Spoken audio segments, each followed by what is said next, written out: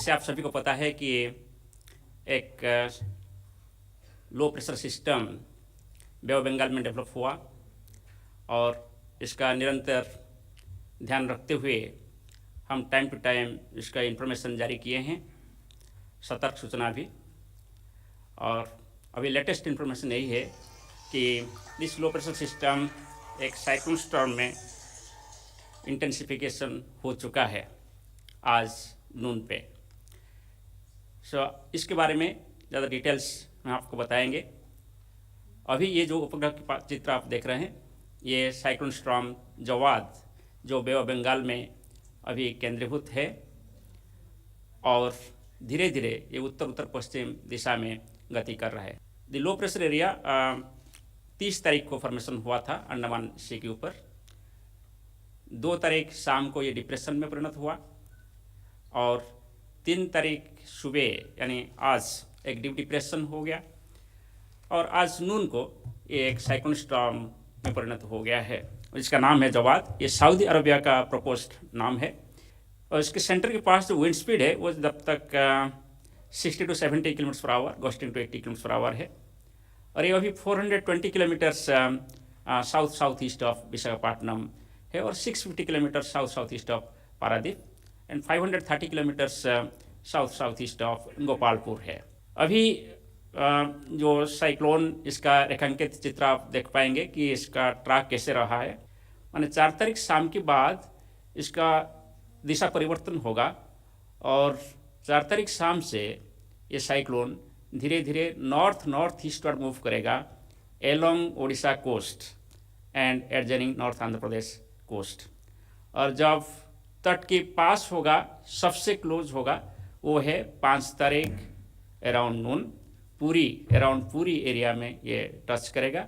इसके बाद इसका नॉर्थ ईस्टर्न मूवमेंट जारी रहेगा एलोंग ओडिशा कोस्ट एंड ये पॉसिबिलिटी है कि टच करने के बाद इसका वीकनिंग शुरू होगा और धीरे धीरे ये नॉर्थ ईस्टवर्ड मूव करते हुए वेस्ट बंगाल तट की तरफ गति करेगा। और इसके लिए हम प्री साइक्लोन वॉच इशू किए थे 1 दिसंबर पे और साइक्लोन अलर्ट हम इशू किए हैं और हम इसको फिर साइक्लोन वार्निंग में परिवर्तन करेंगे। स्पेशल वार्निंग पहले हम अंडमान निकोबार आइलैंड्स के लिए दे रहे थे और अभी अंडमान निकोबार आइलैंड्स के लिए हम डी वार्निंग कर चुके हैं क्योंकि अभी ये सिस्टम अंडमान निकोबार आइलैंड से बहुत दूर आ चुके हैं। और अभी सिर्फ वार्निंग आंध्र प्रदेश, उड़ीसा और गेंजेटी वेस्ट बंगाल के लिए है, स्पेशली विंड और रेनफॉल की वार्निंग। और नॉर्थ ईस्टर्न स्टेट्स में भी इसके असर में बारिश हो सकता है, इसके लिए वहाँ भी हैवी रेनफॉल वार्निंग है। नॉर्थ कोस्टल आंध्र प्रदेश और उड़ीसा के लिए अभी सबसे ज़्यादा वार्निंग है। इसमें heavy rainfall at isolated places commence हो सकता है, शुरू हो सकता है नॉर्थ कोस्टल आंध्र प्रदेश और एडजनिंग साउथ कोस्टल उड़ीसा में आज शाम से, यानी 3 तारीख शाम से शुरू हो सकता है। 4 तारीख को इंटेंसिटी बढ़ेगा रेनफॉल का और heavy to very heavy rainfall at isolated places और extremely heavy rainfall at isolated places भी हो सकता है north coastal Andhra Pradesh districts जैसे विशाखापट्टनम, श्रीकाकुलम और विजयनगरम में, और उड़ीसा के सभी तटीय डिस्ट्रिक्ट्स में जैसे गंजाम, गजपति, खोर्धा, नयागढ़, पुरी, जगतसिंहपुर, केंद्रापड़ा, ये सभी भद्रक, बालासोर, ये सभी इलाका में heavy to very heavy rainfall at a few places और आइसोलेटेड प्लेसेस में एक्सट्रीमली हैवी रेनफॉल हो सकता है। ये सभी इलाका भुवनेश्वर एंड कटक सिटी को भी इंक्लूड करता है।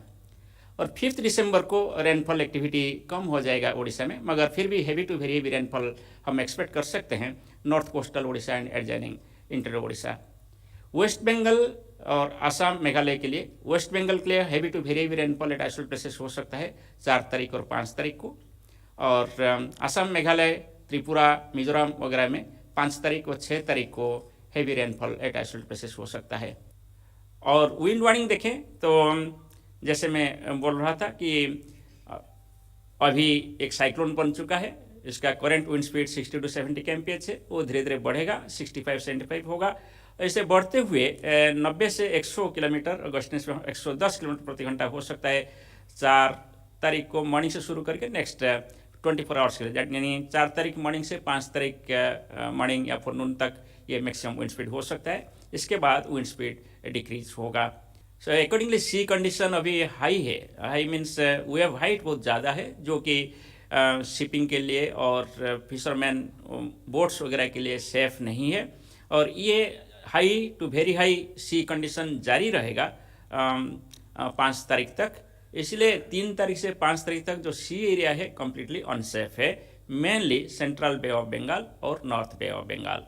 सो इसलिए जो हम एडवाइजरी इशू किए हैं कि fishermen are advised not to venture into south east and east central Bay of Bengal on 3rd, और वेस्ट सेंट्रल और north west Bay of Bengal को 3 से 5 तारीख अंदर नहीं जाना चाहिए। और जो भी अभी इमीडिएटली कोस्ट के पास सी में है वो तुरंत वापस आ जाना चाहिए। कोई अभी 5 तारीख तक सी के अंदर नहीं जाना चाहिए।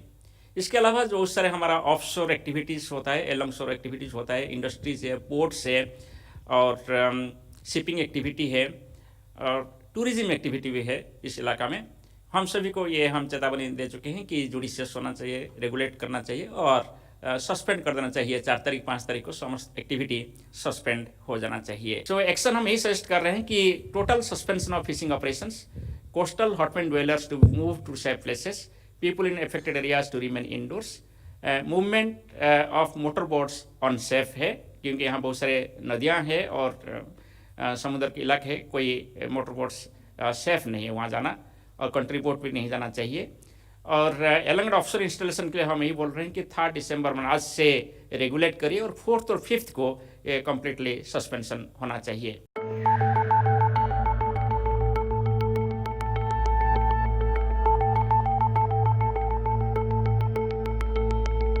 आप देख सकते हैं कि 3 मेजर स्टेट्स जो इसमें इफेक्ट होने की पॉसिबिलिटी है।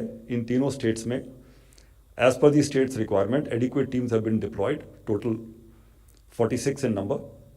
In addition to that, NDRF has 18 more teams available in those states or the nearby states for additional deployment if required. The precise deployment I can show you on the map.